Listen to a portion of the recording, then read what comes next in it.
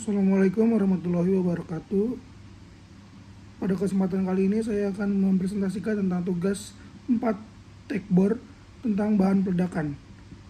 Sebelumnya saya izin perkenalkan diri, nama saya Nevan Christian Wagner Siagian dengan NIM 073202025. Ya, pada kesempatan kali ini saya akan membahas pada 5 topik. Yang pertama itu adalah bahan peledak industri dan militer, lalu sifat-sifat bahan peledak, lalu persyaratan dan perizinan, lalu penyimpanan dan persyaratannya, dan 5 contoh spesifikasi. Ya, dari yang pertama, bahan peledak industri dan militer. Bahan peledak adalah zat atau campuran zat yang dapat menghasilkan ledakan dengan cepat, melepaskan gas panas, dan menghasilkan yang memiliki tekanan tinggi. Bahan peledak diklasifikasikan menjadi 2 kategori, yaitu bahan peledak industri untuk keperluan sipil seperti penambangan, konstruksi, dan penggalian, lalu ada bahan peledak militer untuk pertahanan dan peperangan. Ya, bahan peledak industri dan militer.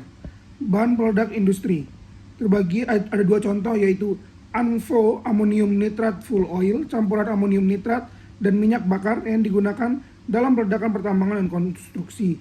Lalu ada RDX cyclotrimetri lene trinatramin, digunakan dalam amunisi militer dan bahan peledak untuk keperluan industri konstruksi dan tambang. Lalu dari bahan peledak militer ada TNT, trinitrotoluena, salah satu bahan peledak yang paling umum digunakan dalam amunisi militer karena kestabilannya dan kekuatannya. Lalu ada composition C4, bahan peledak plastik yang kuat dan stabil, sering digunakan dalam amunisi senjata dan operasi peledakan militer. Ada 4 sifat bahan peledak. Yang pertama itu adalah mudah terbakar. Bahan peledak mudah terbakar dan mudah dipicu oleh api dan panas. Lalu dapat meledak, bahan peledak yang meledak dengan cepat dan menghasilkan energi yang besar. Lalu ada yang ketiga, ada sensitif terhadap suhu. Bahan peledak dapat meledak jika terkena suhu yang terlalu tinggi atau terlalu rendah. Lalu beracun, bahan peledak dapat menghasilkan gas beracun dari sisa-sisa ledakan. Lalu ada persyaratan dan perizinan. Persyaratan dan perizinan untuk memiliki dan menggunakan bahan peledak di Indonesia diatur dalam beberapa peraturan perundang-undangan, yaitu Peraturan Menteri Pertahanan Republik Indonesia Nomor 5 Tahun 2016 tentang pembinaan dan pengembangan industri bahan peledak. Lalu yang kedua ada Peraturan Kepala Kepolisian Republik Indonesia Nomor 2 Tahun 2008 tentang pengawasan, pengendalian, dan pengamanan bahan peledak komersial. Lalu ada proses perizinan untuk memiliki dan menggunakan bahan peledak di Indonesia. Dapat dilakukan melalui beberapa tahap, yaitu pengajuan permohonan, pemeriksaan kelengkapan persyaratan, penilaian dan evaluasi, dan penerbitan izin. Lalu penyimpanan dan persyaratannya.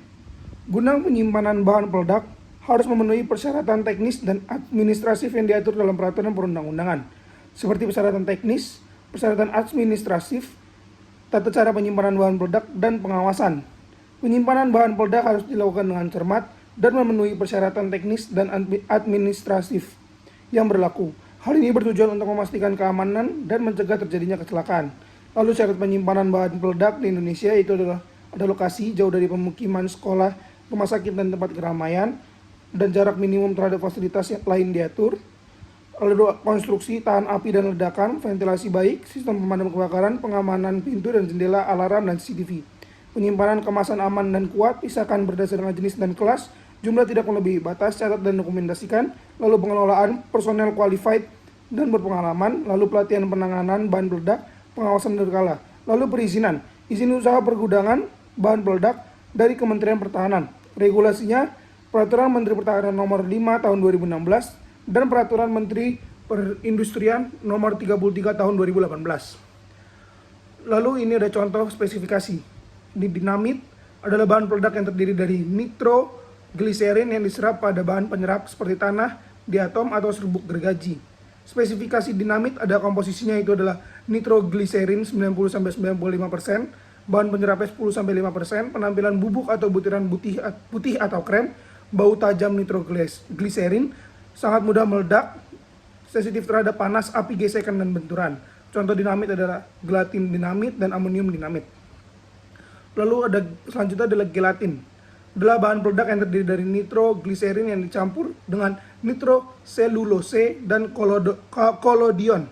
Spesifikasi gelatin komposisinya adalah nitrogliserin 60-80%, lalu nitroselulose 30-20%, lalu kolodion 10%. Penampilan bubuk atau butiran kenyal seperti karet, bau tajam nitrogliserin, bahaya sangat mudah meledak, sensitif terhadap panas, api dan gesekan dan benturan. Contoh gelatin adalah 40% gelatin dan 60% gelatin. Lalu ada semi gelatin, bahan peledak yang terdiri dari nitrogliserin yang dicampur dengan bahan penyerap seperti tanah, diatom, atau serbuk gergaji, serta nitroselulose dan kolodion. Komposisinya nitrogliserin 40-60%, nitroselulose 10-20%, kolodion 5-10%, bahan penyerap 30-20%. Penampilan bubuk atau butiran kenyal seperti karet, bau dan bahaya sama seperti bahan peledak sebelumnya. Contoh semi gelatin adalah 50% semi gelatin, 20% semi gelatin. Lalu adalah blasting agent, adalah bahan peledak yang terdiri dari oksidator dan bahan bakar yang dicampur dalam proporsi yang tepat untuk menghasilkan reaksi ledakan. Oksidator adalah zat melepaskan oksigen seperti amonium nitrat. Spesifikasi blasting agent, komposisi oksidator 70-90%, bahan bakar 30-10%. Penampilan bubuk atau butiran yang mengalir bebas, baunya bau amonia, bahaya, sama seperti bahan peledak lainnya. Contoh blasting agent adalah ANFO. Sekian presentasi dari saya, jika ada salah kalimat dan kata mohon dimaafkan. Terima kasih.